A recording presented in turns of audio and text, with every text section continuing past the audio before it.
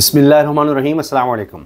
पाकिस्तान और सऊदी अरब के दरमियान तारीख़ी दिफ़ाई मुआहदा सबसे बड़ी खबर बनी हुई है। दुनिया भर में इसको डिस्कस किया जा रहा है। रॉयटर्स से लेकर जितने बड़े बड़े इदारे हैं ख़बर देने वाले, वो सब इस पर बात कर रहे हैं, अंदर की खबरें निकाल के लाने की कोशिश कर रहे हैं, इसकी डिटेल पर बात कर रहे हैं। यहाँ तक बात हो रही है कि क्या इसमें न्यूक्लियर प्रोग्राम भी शामिल है, यानी सऊदी अरब और पाकिस्तान के दरमियान ये जो मुआहदा है कि किसी एक पर अगर जंग मुसल्लत की जाती है, किसी एक मुल्क पर हमला होता है, तो दोनों ममालिक पर यह हमला तस्वुर होगा। तो जब दिफा की बात हो रही है तो क्या इसमें पाकिस्तान के पास मौजूद न्यूक्लियर प्रोग्राम, जौहरी हथियार, क्या उसकी भी बात है कि दिफा के लिए कहीं अगर ज़रूरत पड़े, खुदा न खास्ता अल्लाह ना करे ऐसा कभी वक्त आए, तो क्या सऊदी अरब के दिफा के लिए भी इस तरह का प्रोग्राम या ये हथियार अवेलेबल हैं? इस तरह की भी बातें होने लगी हैं। अब ज़ाहिर है कि इस्लामी दुनिया में 57 ममालिक में वाहिद एटमी रियासत पाकिस्तान है जिसके पास ये सलाहियत है, और ये चीज़ बहुत से ममालिक को खटकती भी है, और इस पर इसराइल भी खुश नहीं, इसमें तो कोई दो राय है नहीं, वो कहीं ना कहीं पाकिस्तान के हवाले से बात करता है। तो अब ज़ाहिर है इस पर भी इस तरह से डिस्कशन हो रही है, और इस चीज़ को ओपन कहा जा रहा है। इस तरह के इशारे भी हैं कि जी इसमें सब चीज़ें शामिल हैं, कोई ये नहीं कि किसी चीज़ को एक्सक्लूड किया जा रहा है कि एयरफोर्स नहीं होगी या फ़लाँ मिज़ाइल नहीं होगा, ये होगा वो होगा, फ़लाँ चीज़ होगी फ़लाँ नहीं, ये बिल्कुल कंप्लीट एक पैक्ट करार दिया जा रहा है। अब जैसे ऑफिशियली इसकी डिटेल सामने आएंगी तब बात होगी, लेकिन अभी तक जो एलामिया है उसमें यह है कि बिल्कुल दोनों ममालिक के दरमियान ये ऐसा मुआहदा है जिसमें हर चीज़ शामिल है, हर तरह का दिफा इसमें शामिल है, और ये किसी पर जारहियत के पर्पज़ के लिए नहीं है, कि किसी पर अटैक के लिए नहीं है, दिफा की बात हो रही है। अब इसके बाद जो सबसे बड़ी खबर बनी है वो है अमेरिकी सदर डोनाल्ड ट्रंप का बयान। एक तरफ ही मुआहदे की खबर आई, और उसके बाद जो सबसे बड़ी खबर बनी है इंटरनेशनली किसी दिफाई मामले पर, वो डोनाल्ड ट्रंप का बयान है कि हम तो दोबारा अफ़गानिस्तान में बगराम एयरबेस वापस लेने जा रहे हैं, दोबारा उस पर कंट्रोल हासिल करने जा रहे हैं, कंट्रोल हासिल करना चाहते हैं, इसके लिए हमने बात करनी है। अब अफ़गानिस्तान का जवाब भी इस पर आ गया है। ये बहुत बड़ी स्टेटमेंट है, ये बहुत बड़ी बात है, ख़ित्ते में एक नई ग्रेट गेम की बात है, क्योंकि डोनाल्ड ट्रंप अमेरिकी सदर जो इस बेस पर तकरीबन 20 साल हम कह सकते हैं कंट्रोल रख चुके, अमेरिका कंट्रोल रखता था, और इस पर उनकी बड़ी इन्वेस्टमेंट थी, अरबों डॉलर, सैकड़ों अरब डॉलर, और दुनिया की एक अहम तरीन इसको अमेरिका से बाहर बेस कहा जाता था, और ये समझें कि अलग शहराबाद था यहाँ पर। 2021 में अमेरिका को ये खाली करनी पड़ी और बड़ा यहाँ खलफिशार हुआ, तो इसको बड़ा उन्होंने महफूज बनाया हुआ था, इस बगराम एयरबेस को। ये बहुत बड़ी एयरबेस थी। सोवियत यूनियन के दौर में भी जब अफ़गानिस्तान पर रूस ने कब्ज़ा करने की कोशिश की थी, तब उस दौर में भी इसकी बड़ी अहमियत थी। अब ट्रंप ने किया क्या है? एक तो उन्होंने ये बात कही कि जी हम दोबारा इस पर कंट्रोल हासिल करना चाहते हैं, बड़ी गलती हुई, इसको हमें खाली नहीं करना चाहिए था, छोड़ना नहीं चाहिए था। एक तो उन्होंने साबिक़ अमेरिकी सदर बाइडन पर तनकीद की इस हवाले से, वो हमेशा ही करते हैं। साथ उन्होंने चाइना का नाम ले दिया कि हमें ये इसलिए चाहिए कि ये चाइना से बहुत करीब है, और चाइना का न्यूक्लियर प्रोग्राम, उनके जौहरी हथियार, उसके हवाले से ये कोई ज़्यादा दूर नहीं रहेगी। मैं आपको उनकी स्टेटमेंट का जो एग्जैक्ट तर्जुमा है वो आपके सामने रखना चाह रहा हूँ कि ये अमेरिकी सदर ने असल में कहा क्या है। अमेरिकी सदर कहते हैं जी अफ़गानिस्तान में बगराम एयरबेस वापस लेने की कोशिश कर रहे हैं। एयरबेस चीन की जौहरी हथियार बनाने वाली जगह से 1 घंटा दूर है, सिर्फ 1 घंटे के फासले पर है। मतलब ये कि इशारा दे रहे हैं कि अगर ये बेस हमारे पास आ जाती है तो सिर्फ 1 घंटे में हम अटैक करना हो, कुछ भी करना हो, तो ये बता रहे हैं ना, और क्या मकसद है। वरना उनके पास कोई करीब करीब इस तरह की बेस है ही नहीं। अमेरिका के पास कतर में थी, आप देखिए कतर का दिफा ही नहीं हो सका। अमेरिका से बाहर सबसे बड़ी बेस अब कतर में कही जाती है, तो वहाँ पर कतर का दिफा नहीं हुआ, वो एक अलग मसला बना हुआ है। और उस तनाजुर में भी पाकिस्तान और सऊदी अरब के दरमियान मुआहदे को देखा जा रहा है कि ये काफ़ी अरसे से सोच आ रही थी इन ममालिक में कि जी हम सिर्फ अमेरिका पर डिपेंड नहीं कर सकते अपने दिफा के लिए, और उसके बाद ये कतर पर जिस तरह से हमला हो गया, तो अब उनको ये एहसास है कि ये तो अमेरिका इसराइल के बहुत ज़्यादा करीब है, तो हम डिपेंड नहीं कर सकते, कल को कुछ भी हो सकता है, हमारे इख्तलाफात बढ़ सकते हैं, तो क्या फिर इसराइल की वजह से हमें भी डिफेंड नहीं अमेरिका करेगा। तो ये सोच फिर आई, और और कौन सा मुल्क था जिस पर कोई डिपेंड किया जा सकता है, जिसकी ऐसी कारकर्दगी है, ऐसा दिफा है पाकिस्तान के अलावा इस्लामी ममालिक में, जिस पर सऊदी अरब डिपेंड कर सकता था। तो लिहाजा फिर इस माहदे को आगे बढ़ाया गया। अब ये जो चाइना वाली बात है ना, ये बड़ी अहम है। तो चाइना को क्या इस चीज़ का नहीं पता? अमेरिका को लगता है कि चाइना का इन्फ्लुएंस हमारे निकलने के बाद बड़ा है ख़ित्ते में, और भारत बिल्कुल ठुस हो गया है। उसको हमने आगे किया हुआ था, वो तो पाकिस्तान से इतनी मार खा गया है, तो चाइना का क्या खाक मुकाबला करेगा? तो वहाँ भी उनको एक परेशानी लाहक है। तो समझा था कि चलो हम यहाँ से जा रहे हैं तो भारत कुछ आगे आएगा, भारत को हम सपोर्ट करेंगे और वो चाइना को कंट्रोल करने के लिए इस्तेमाल हो सकेगा, उसकी हम भरपूर सपोर्ट करेंगे। ये उनका एक प्लान था।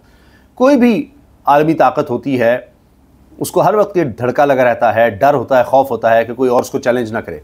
तो अमेरिका को जो भी चैलेंज नज़र आता है वो चीन से ही नज़र आता है। फिर चीन और रूस इकट्ठे नज़र आते हैं। अगरचे अभी बहुत फ़र्क है, लेकिन चीन आहिस्ता आहिस्ता आगे बढ़ता आगे बढ़ रहा है दिफाई सलाहियत पे। इकॉनमी तो बहुत उसने बेहतर कर ली हुई है।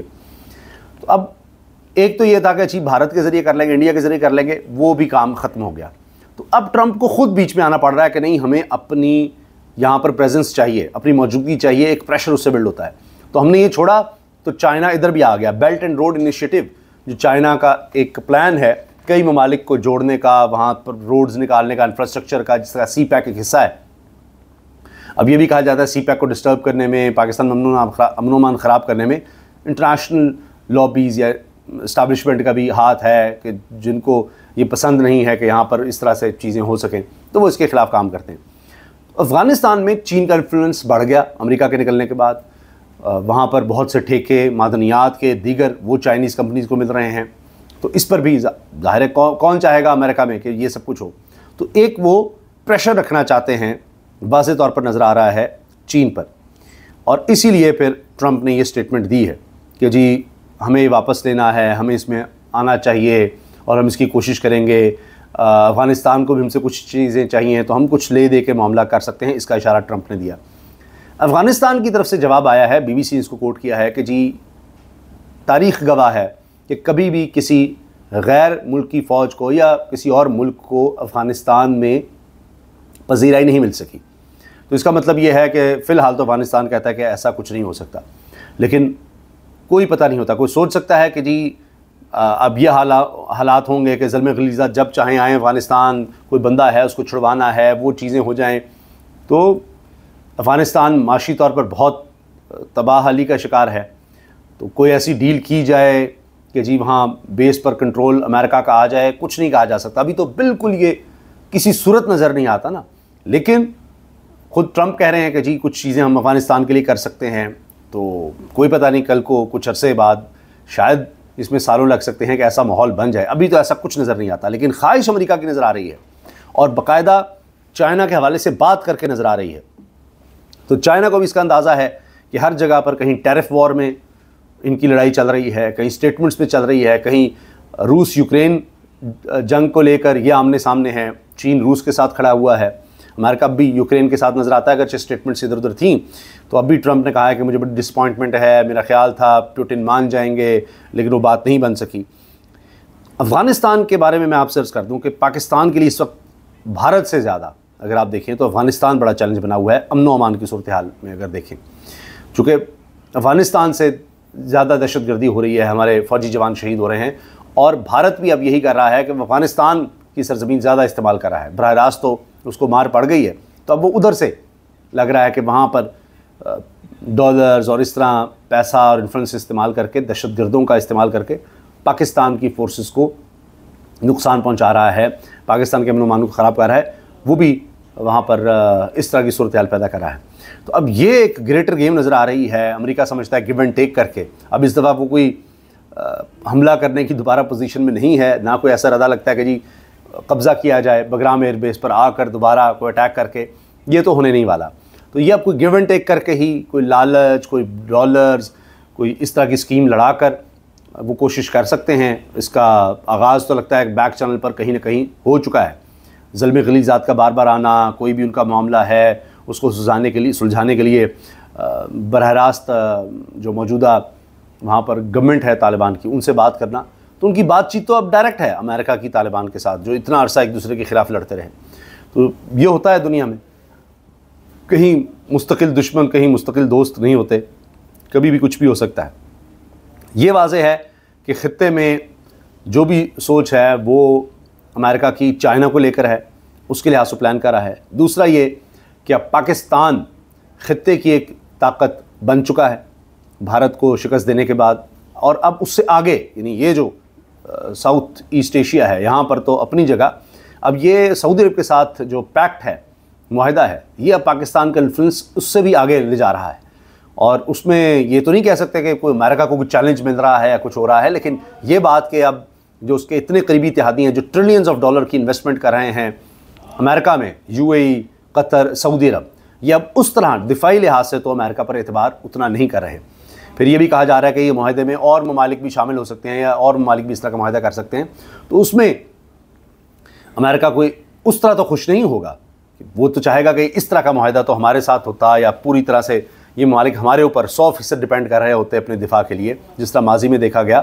तो अब वो किसी और की तरफ भी देख रहे हैं, इस पर भी अमेरिका खुश नहीं होगा। तो अब ये एक नई ख़ित्ते में ग्रेट गेम शुरू हो चुकी है।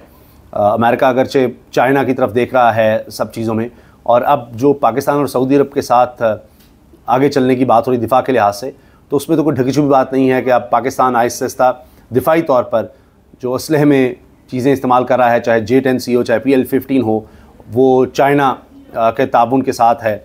और अब सऊदी अरब का भी साथ आना, तो इसका मतलब क्या हो गया कि चाइना, तुर्की, पाकिस्तान, ये 3 ममालिक हमें इकट्ठे नज़र आते हैं असलहे के हवाले से। अगर आप देखें टेक्नोलॉजी ट्रांसफ़र और मिलकर आगे चलना, जिस तरह ड्रोन्स की बात होती है, टर्किश ड्रोन्स की, तो अब सऊदी अरब भी अगर आ रहा है तो ये नहीं हो सकता कि दिफाई लिहाज से असलहे के हवाले से आप कहें कि वो चीन से उसका ताल्लुक़ ना जुड़ रहा हो, तो ये मुमकिन नहीं है।